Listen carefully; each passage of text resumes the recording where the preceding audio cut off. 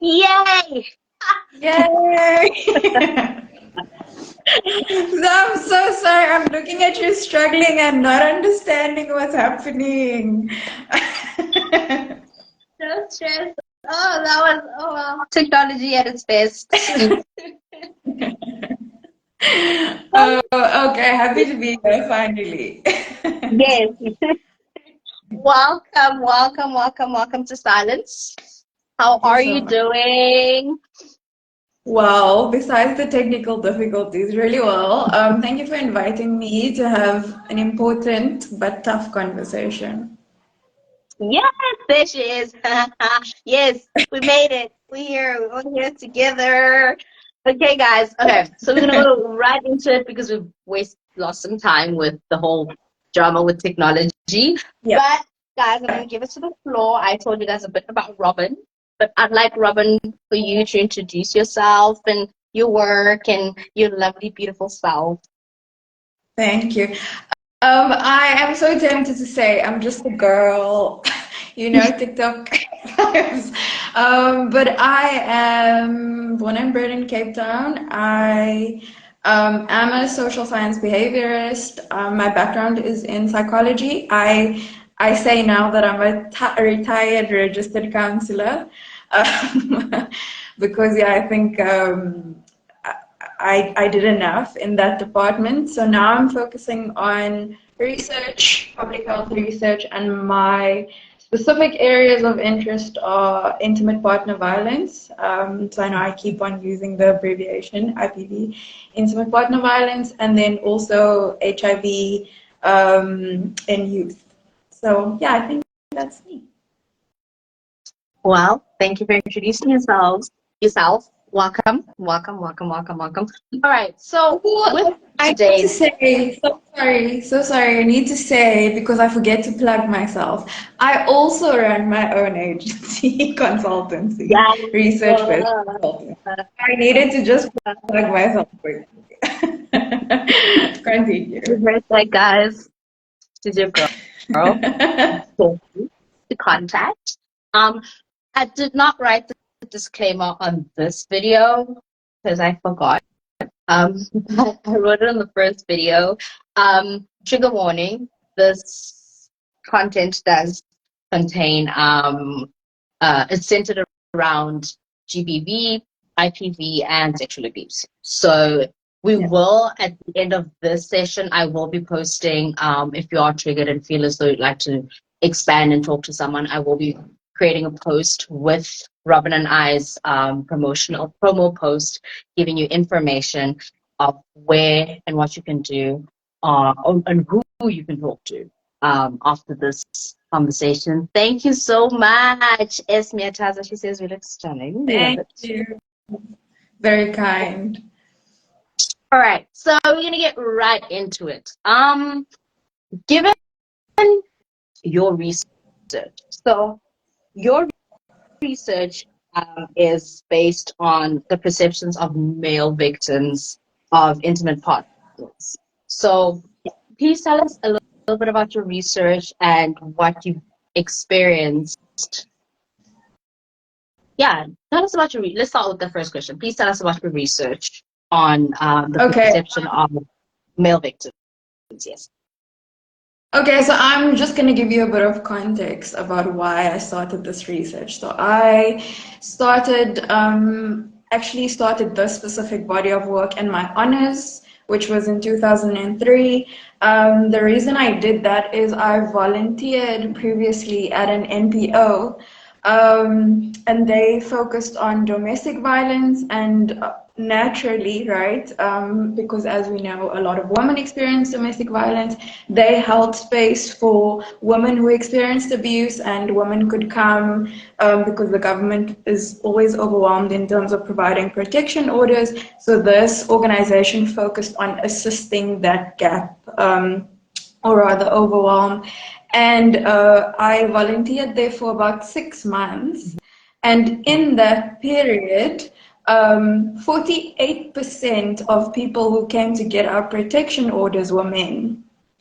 So that is quite significant and surprising. So I was on my way to, I think I was second or third year, and I'd learned a bit of data analysis, and I had kept the numbers steady and had it checked by a few people, and I was like, this can't be right. That must not be true, right? Like, that's weird. Like, why would men need protection orders, right? These are the questions that I had.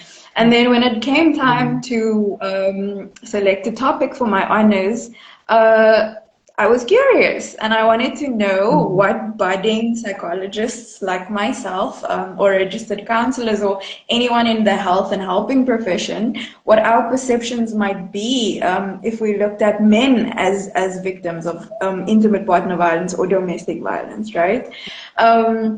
So then I explored that. And so now, fast forward to my master's thesis, what I did was I looked at other research that has been done about men as victims of intimate partner violence. And of course, it's a budding area of work. There's not that much being done because, like, what's that?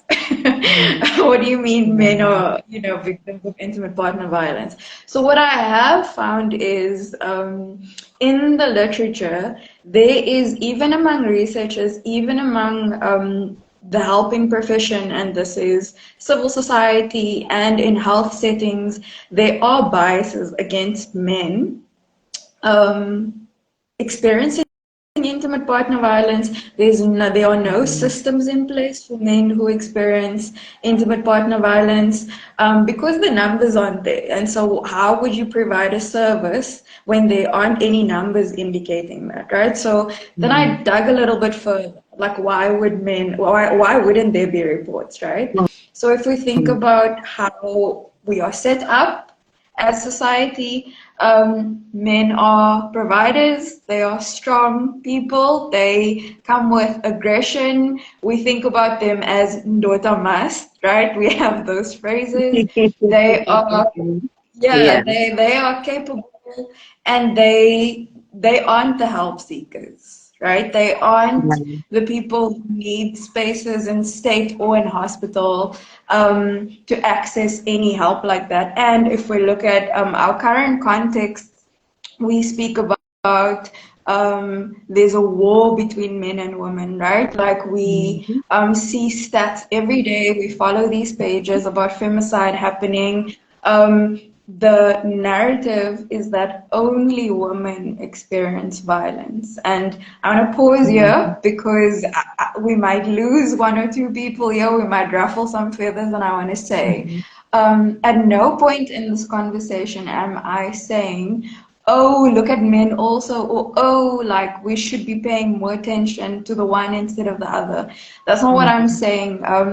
As a social behavioral scientist, as a someone in psychology field, it is my responsibility to look at what is existing, where help is needed, and to report that data and try and facilitate a process of accessing help for each and every person, right? So that's my disclaimer essentially. So the perceptions are that those men are weak, men don't need help. If you do need help, it is by your own design. You just simply needed to get it together. There isn't help for you. That's the current status quo. Those are the if those are my very I want to say colloquial ways of putting what the perception. Yeah. Also, So guys, yeah. I do want to add on what you said.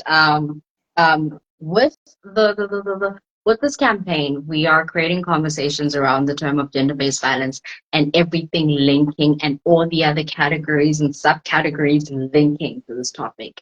And yes, based on the statistics, and yes, based on the numbers, the the the the female, the femicide aspect of it is more dominant. And however, and also with this platform, we want to create conversations every element, every aspect. So with each episode moving forward from this moment, we will be having different conversations from all walks of life in this category.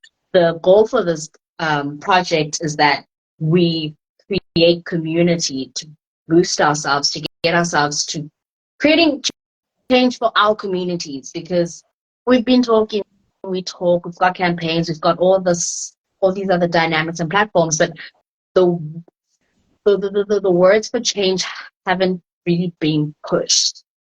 So for us with this campaign, it's kind of like getting ourselves, centering ourselves, and putting ourselves to the position where we can find the seed, right? Because a lot of these stuff are manifestations. Where's the seed? Because if we follow one side and completely dismiss the other side, we're just going to keep going in a loop. So we're not dismissing anything, and we're not saying this one is better than this one or this one is stronger than that one. We're creating a platform where we all can come and speak. So if you have questions, feel free. We are here for you. If you have a comment, feel free, comment. We're here for you. So Robin, this is for you. So based on your research, what are the stereotypes that you've identified surrounding male victims and with intimate partner violence? So like a few, like I mentioned, that men aren't actually victims. That's the one thing. I also want to touch on this. So as a woman, I'm also not trying to be the mouthpiece of men, right, who experience this. But part of the stereotypical views or the biases, right, exist in men and how they perceive intimate partner violence. So that was interesting for me to also learn that we are socialized beings, right? We are informed by our culture, we are informed by, our ideas and ideals and our perceptions are informed by our environments, right? And so men's perceptions of themselves, they rarely feel or see themselves as victims because they have been socialized also to hold a certain position in society. And that can't look weak, right? Mm-hmm. So part of the stereotypical things, or even with men who are in therapy, and I've sat opposite a client who had experienced a man who had experienced extensive abuse and he still didn't see himself as a victim or a survivor of intimate partner violence.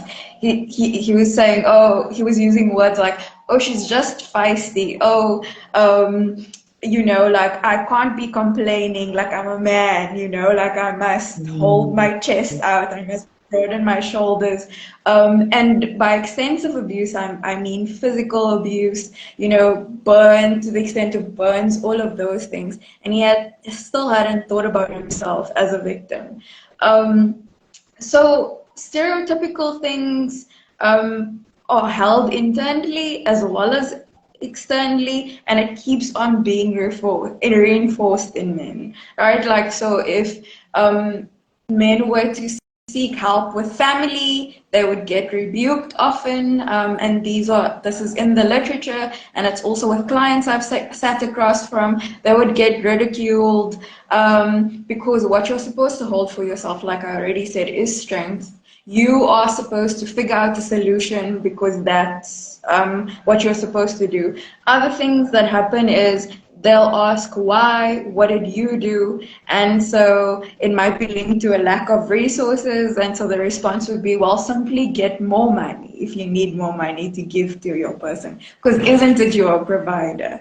It's centered around those things, and men are not allowed to express those things. So it might come out in things like PTSD, other breathing or respiratory disorders, even. That's what men might experience, but the stereotypical view is that they shouldn't exist because a man must be a man, and that means someone powerful, that means someone who's aggressive, that means someone who can abuse, hit, whatever he needs to do, right? So, those essentially are, the stereotypes how that male victims don't exist. How have you found it being a female, exploring the male's perspective or seeing and experiencing the male's perspective, being someone who is, I mean, not all, I'm going to assume most, or based on statistics, a big number of us have experienced some form of either being essayed or just sexual abuse or sexual violence or just abuse in general. How has it been for you being a female and having, I'm going to assume you've experienced some form of sexual assault, um, being in that position, listening to the male, the inverted commas, the perpetrators. Have you ever, okay, that's question one.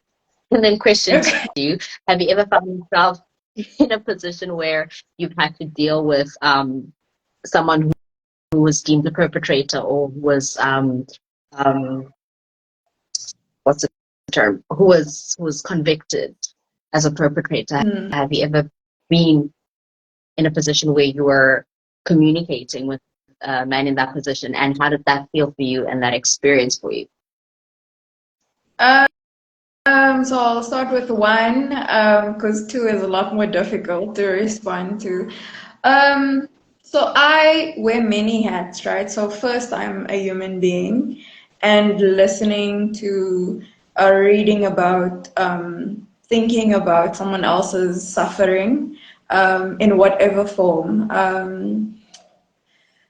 It's heavy, right? It's generally heavy. It's generally tough to think about, and especially when it's been a client, right? Whether it's been a man or a woman. I realize we're using very heteronormative language here, and I suppose you're framing it in the context of my work, so Yes, you'll forgive us, yes, guys. but Sorry. yes, specifically, Um, yes, guys, yeah. specifically in. Yeah, so for me as a human being, super tough, super strenuous, right? And so then I start thinking about, okay, how can I contribute to some sort of a solution or alleviate that? Mhm. As a woman who previously has experienced SA, who has been aggressed, on by men. Um, that, that tab in my brain, I close because I have to use the word justice, but it would be silly of me to say that it doesn't impact. And of course, for this, there's all kinds of tools in research, supervision, um, my reflection journals on this. But also, I think because I've dealt with a lot of the things that has taken place in my life, right? It's not something that I hold for myself. I don't hold a victim banner because I was fortunate enough to have had many, many, many resources that I know a lot of people don't have access to, or don't even know about, to access of healing and well-being and all of those things. Um, Although every day or most days when you're walking and you are minding your own business, um, there will be some person, that some man in my case, that will come up to me and feel it's appropriate to touch me, right? Or have a very aggressive conversation or feel entitled to my time and my energy. And I have to not be myself in that moment because myself would be like, excuse me, because I need to think Mhm. about protecting myself, right? I need to think about Mhm. disarming the situation. I need to fall into my socially constructed way of dealing with this, and I need to be like, hi, thank you so much for your compliment. I need to be doing that. So while I am sitting opposite men or in the past who have experienced this, and I probably will do interviews at some point also, again with men, while I have been reading through men's accounts of their abuse, um, I need to park that as much as possible. I need to suspend that. I need to write feelings down that come up and again suspend that. And I need to focus on the fact that this person actually doesn't have a space like I do to go say, this has happened. help me. Even if it's with a family member, they might not have that space because of the stigma and the socialization or the socially constructed views that we hold for men, right? They can't go to a buddy and say, look, this just happened. So Mm. I need to suspend that part, which is often difficult Yeah. because I'm only human, right? But it's important work. It's important Yeah. work. It's valuable work. We can't leave anyone behind, right? I also can't just be a bystander. And I also believe, things happen for a reason. So the fact that I was the one to notice the 48% and people who had been working there for years didn't. Yeah. I do feel empowered now that it's my duty to contribute to a knowledge base that is very small, that is very contested. So the answer is it's strenuous for me to engage in this work. It's constantly strenuous. There are days where I completely disengage from the work altogether because I just can't think. Because now I've gone on Instagram and I saw yet another woman has been killed, right? Or yet another woman has been abused, and I'm sitting in the thick of reading articles about men who have been abused. And it's not just, it's not just this person got a smack across the face. There are real consequences to this work. I'm giving you a bit of a lengthy answer, but recently I was at the law reform office and they are looking at amending certain laws. And, they spoke about women using intimate partner violence or domestic violence charges that are fake, right? And men are then held in custody for certain periods of time. And because they are held, right, and this man can't prove that they didn't do it, and somehow this woman has a bruise or there's kids involved or something. So many horrible things happen to men. There was one case where they eventually found out after this man had been imprisoned for 3 months that he was innocent. When he came out, he was disabled, and he was HIV positive. So you can think through what happened, right? So it's important work. It's valuable work. It's bigger than me. Research often is. So it's not easy, but it's what I do. It's what I do for now. So yeah, I hope that answers your question. The second part of the question, have I sat opposite? Did you want to respond to something first, or can I continue? No, you can continue. Continue. Okay. So have I sat opposite a perpetrator, and what was that like?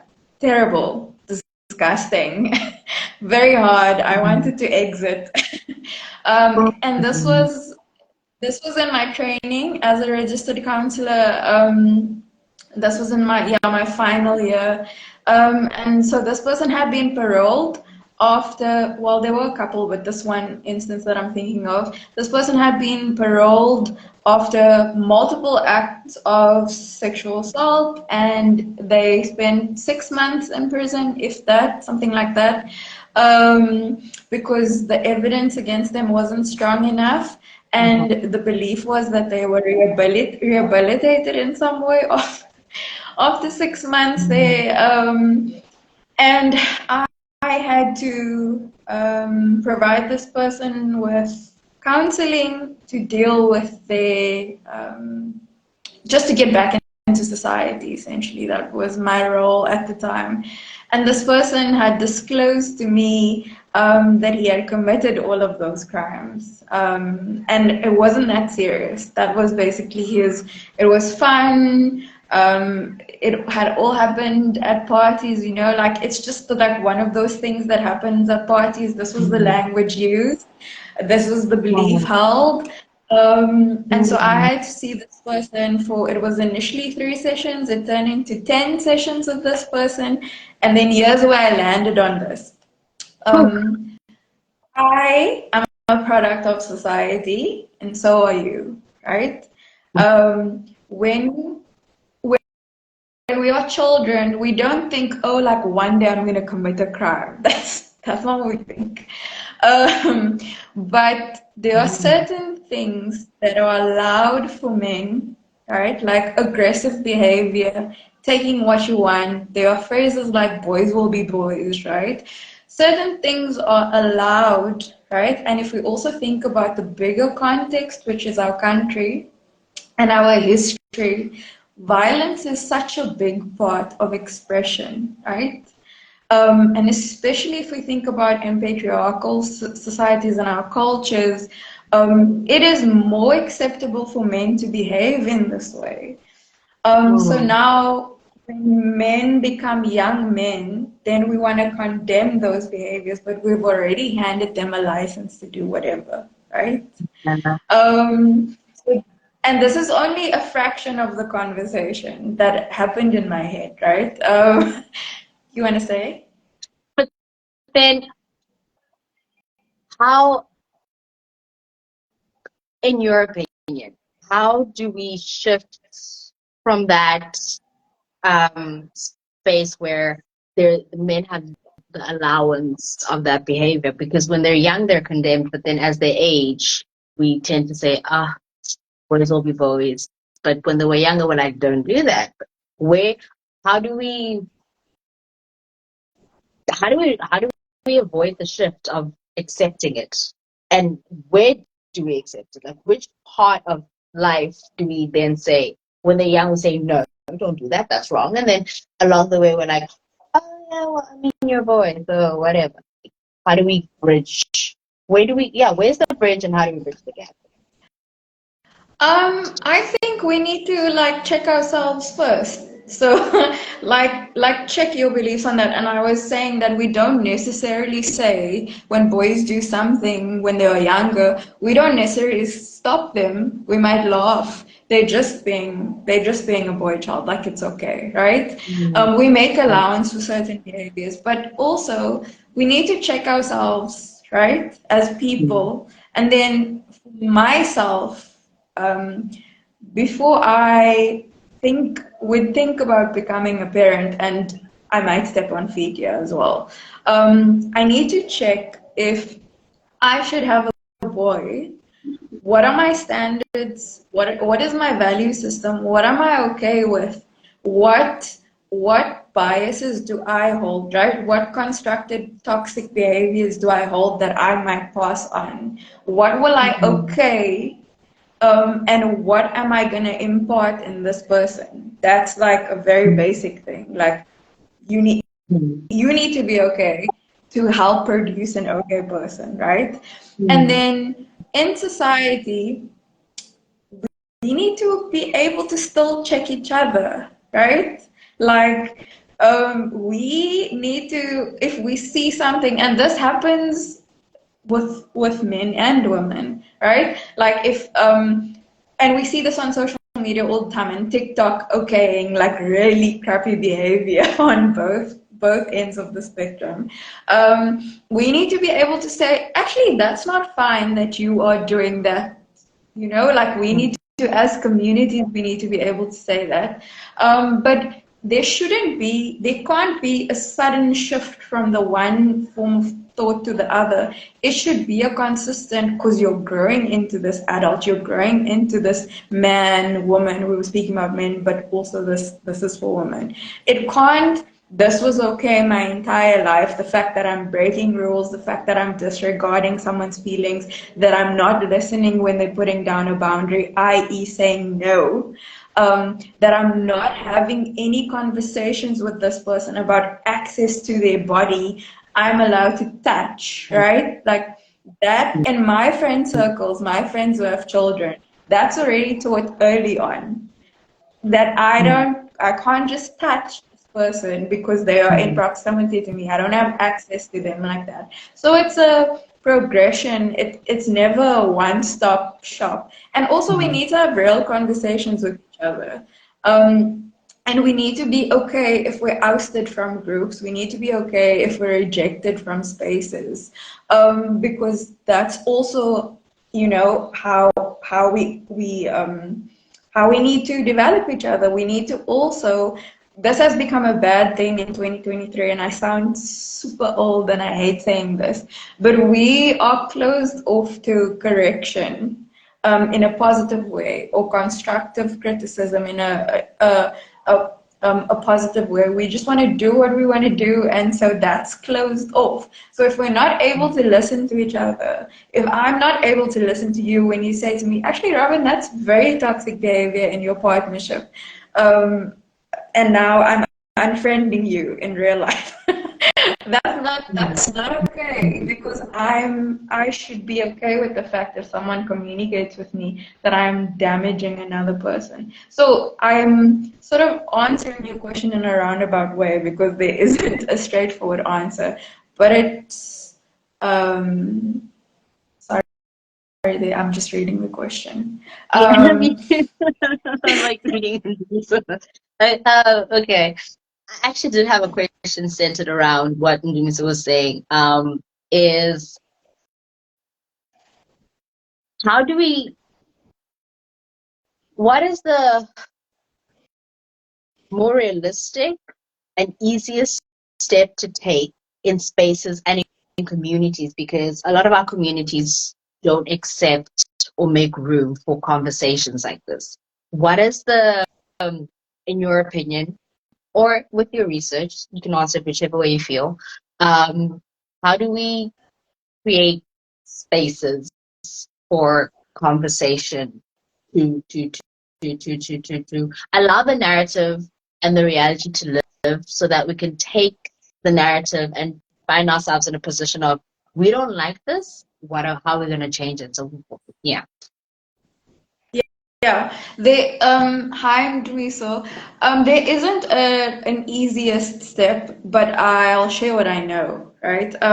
So in my thinking about this, as in research, people create spaces all the time. In fact, Dumiso is one of the people who create safe spaces for men to have certain dialogues in his work that he does. I also know, in research that happens, but that depends on someone else to do that, right? So as a person engaging with this chat, like your thinking can't be like, oh, okay, I'm gonna wait for a study to to create a safe space. That's not a realistic option, right? So in my experience, start it. Start a conversation, get three people together, even if it's your friends, because often we think that our friends are on the same page with these things as we are. They aren't.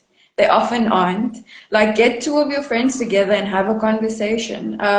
See if there's space in whatever community spaces that you frequent. So I know a lot of people listen to religious leaders. If you feel driven to do this because you want to make a contribution, access a religious leader and say, we need to have a conversation about this and it needs to be honest. Go to your youth centers, your settings like that, and have a conversation like that. Speak to the clinic sister and say, I'm noticing this in your community. We often speak about HIV and AIDS. We have other things that we speak about that happens around the clinic and health spaces. Is there a way that someone can talk to us about IPV? And I know this takes place because I have gone to many clinics as both a student, as a researcher, and there's always someone talking about something very randomly while people are in the waiting area. I myself have been one of those people, so I know. So it can't be othered. The solution can't be othered. It can't be the next person will. It can't be Cat will. It can't be Robin will. It needs to be like, what can be my contribution? And my contribution can be as simple as, I'm speaking to a friend about this today because this is a conversation that needs to happen, right? I'm sitting in a space where stories are being told. I am saying, like, can we please have a discussion about this? I heard this and this and this. Like, I'm sitting in the salon, I'm sitting at the barber shop, I'm going to get magwinya, I'm going to a braai. You'll obviously assess if this can happen, but yeah. Been in spaces where guys will bring up the topic and the conversation with just a group of men, or like it's not just men alone. Women and men are in the space, right? Majority is men, and then they want to discuss the whole hashtag men are trash, and then we'll generally have a conversation. They'll ask the female's perspective, and we'll give them the reasoning why, and we'll say it's just a simple thing as you seeing me somewhere and then just touching me, right? And then in that space, if there's one or two guys opposing or in defense or seemingly as though they understand the female's perspective or are trying to, yeah, when they just, yeah, in the space where they either just understanding or accepting or are advocating for the woman, they get dismissed by the rest of the group of guys, or they get teased, or they get made fun of, or they just get othered. They just become like, oh, Yeah. you weak. And Yes. it becomes challenging for that because it becomes challenging to move the conversation further. Because then usually, even for myself, when I'm in that setting, I shut down. Especially if the majority of the guys are just dismissing the guys that are participating or the guys that want change. They either silence them or just make fun of them or kind of just make them feel like idiots for trying to push change or understand the perspective. They kind of make them feel like less than a man, like what kind of man are you, that you don't want to, So I ask, in that situation, as a female who would be present, how can I lead the conversation to be beneficial or effective without, because then the conversation usually just ends up us just going our separate ways and continuing the night, or if usually at a bride setting, like a party setting, it will start and then will just dissolve, or someone will get angry. It just doesn't. Yeah. It's suddenly not fun anymore, right? Like the person who started the conversation is then like a wet blanket, like they might have like even killed the fire at that point because that's what's happening. So I like what Kiriboni is saying. Yeah, we need to be prepared for their responses, right? So the person who's being dismissive, who ends up being dismissive, or the people in those spaces. They would have identified something in themselves, right? Like that's like, that sounds like something that I've done before. And so, and so if you think about us as humans, would you admit, oh, okay, that's something I've done before if you're just in a broad social setting, maybe with your friends, like close friends, right? But if it's a broader social setting, you identify something that's not sitting well with you, that's really challenging for you, it's hard to acknowledge in the moment. So I think it's important to also understand to not go in with you're gonna change this person's mind, because you might not, you might have zero effect. But also we need to choose who we want to be as people, right? Yes, so they are potentially projecting, but we need to choose who we want to be as people.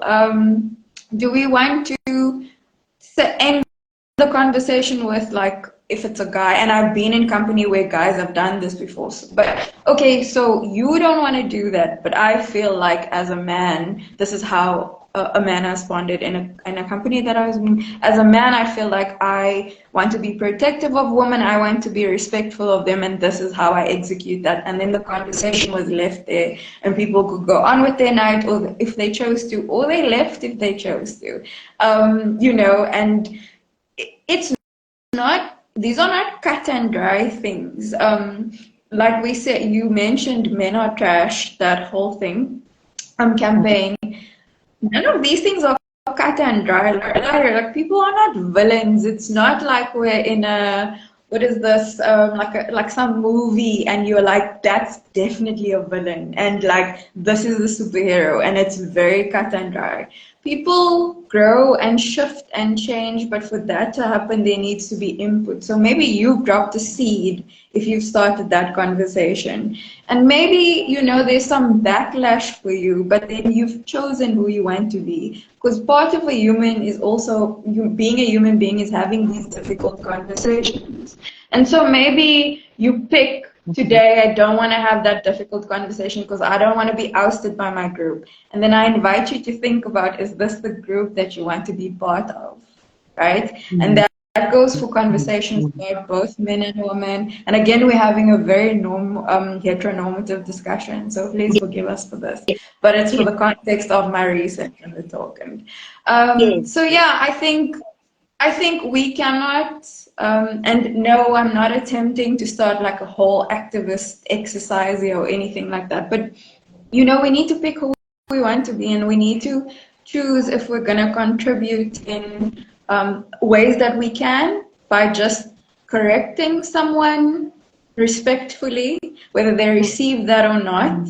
And understand that it's not about you, but it's about them. If they reject you or respond aggressively, and of course you'll keep your own safety in mind when you do this, but you pick what you can do in any given moment, and you pick who you want to be, right? Like that's my short answer to that.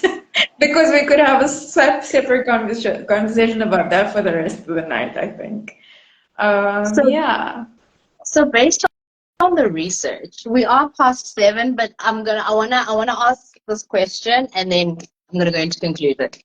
So based on your research, being on, like, I know we use the hetero norm, but actually let me just generalize. I'm not gonna say man or woman or anyone. I'm just gonna use the term in a romantic relationship.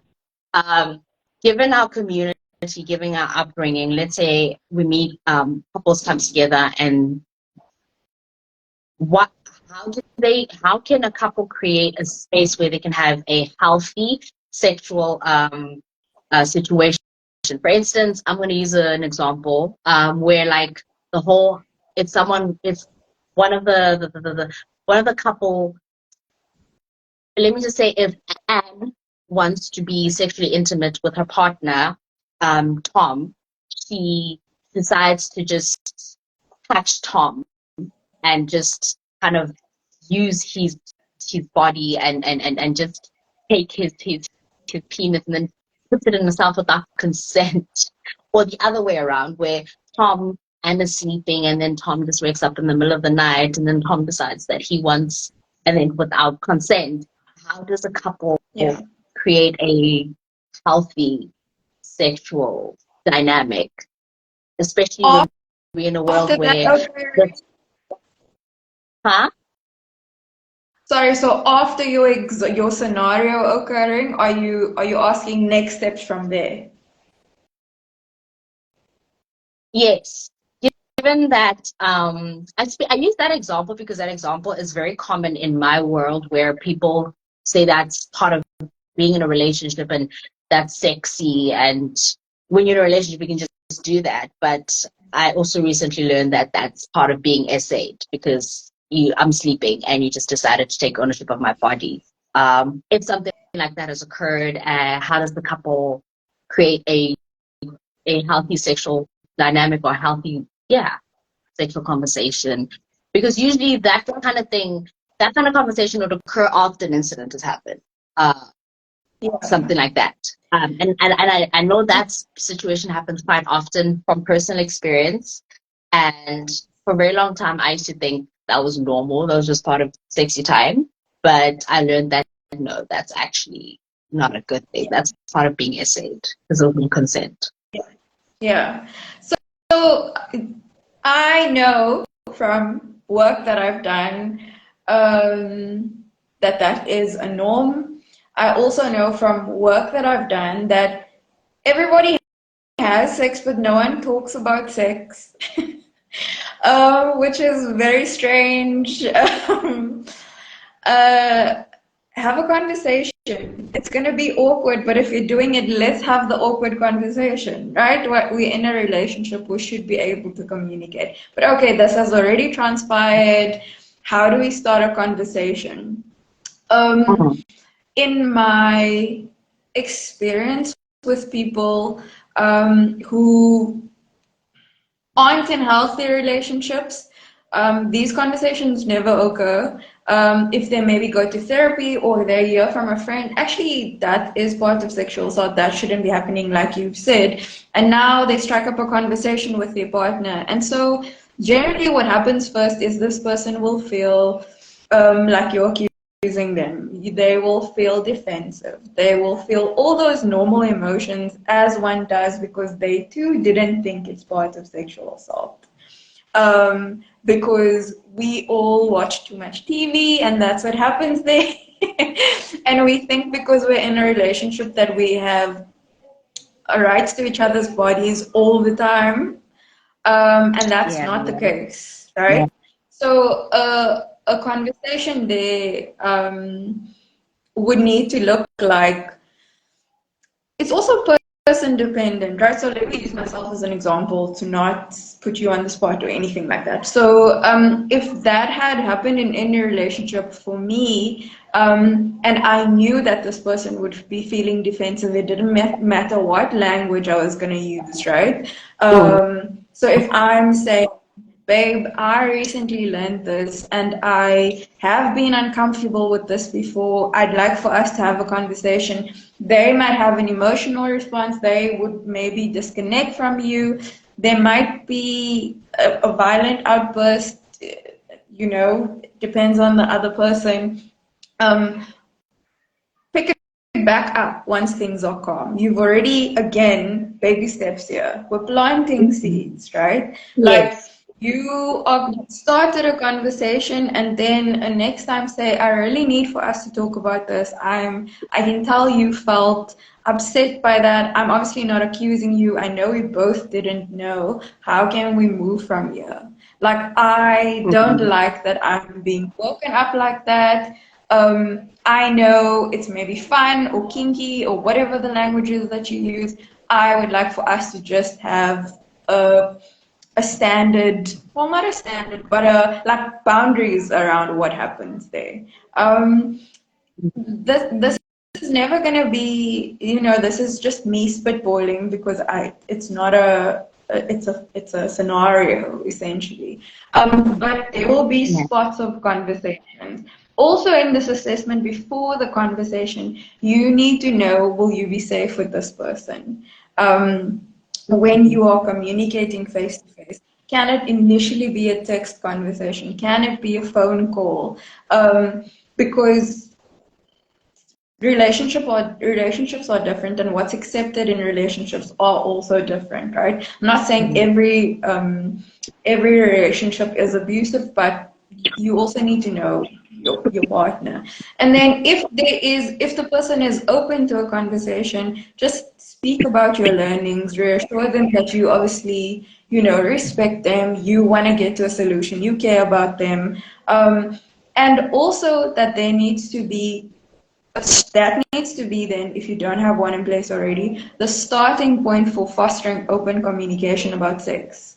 Um, Again, I know people think it's very fun and it's kinky to just be jumping on each other. To an extent, maybe, but there are repercussions. There are emotional weights. People build up resentment. We learn things along the way. Also, at any point, your partner can let you know this isn't working for me anymore. And then you need to deal with that. There needs to be room for that. There needs to be a conversation for changing of boundaries, changing of consent. And this is part of a healthy relationship. So those understandings need to be in place. Again, another conversation we could have for hours. And so now I'm giving you small bits and pieces of things, but Yeah, those are for that scenario. I'd say start a conversation. Don't expect a miracle to occur. The person also has feelings. It's not just you. Also, you're going at them. You've processed to a certain level. You've thought about things. You thought how you want to phrase that. That person is just now hearing that information and might be feeling some kind of way Yep. about that. Right? Yeah, So, yeah. that part. Yes, that part. Yes. Okay. All right. Okay, guys. Thank you for that answer. And thank you very much for your time, Robin. This was amazing. Thank you, everyone, for your input. Thank you so much for your questions and comments. I loved them. I loved this. This was great. My phone is giving me drama today, so I just started to hold it because it kept falling. But thank you guys so much for your time. This conversation was very beautiful. This conversation was needed, and we will be having many more every Thursday, same time, same place. It's important. It's required, guys. If you have any other parts of this conversation or any other elements you want us to talk about, comment, DM, let us know. We really, really, really, truly, truly want to continue this, and we are continuing this. And the purpose of this is to talk. The purpose of this is to help each other create a community where we can grow and get to a point where we take steps to creating change. Yeah. I know it can take maybe not our generation, maybe a few generations from now, but at least something. The train has to move. Yeah. But thank you so much for your time. Thank you so much, Robin. You're amazing. Um, Thank Questions, guys, hit us up. Any questions if you'd like to talk to Robin? Her Instagram handle is, it's pronounced Kui. She's a Kui. But I will put it also in the post. When I make the post, I will put her handle there so you can just click and go and do the thing easily. But otherwise, do you have anything to say, Robin? Any questions? Any comments? um, thank you for the space. Thank you for the comments and the questions. And this was an important conversation. So thank you. And that's all. Oh, like you said, if people have questions for me, they can let me know. But also, if you just want some literature to just educate yourself a bit more, you can feel free to ask me and I'll share some resources. All right. Hey, guys. Have a good night. Thank you so much. See you next week, same time. Bye. Bye.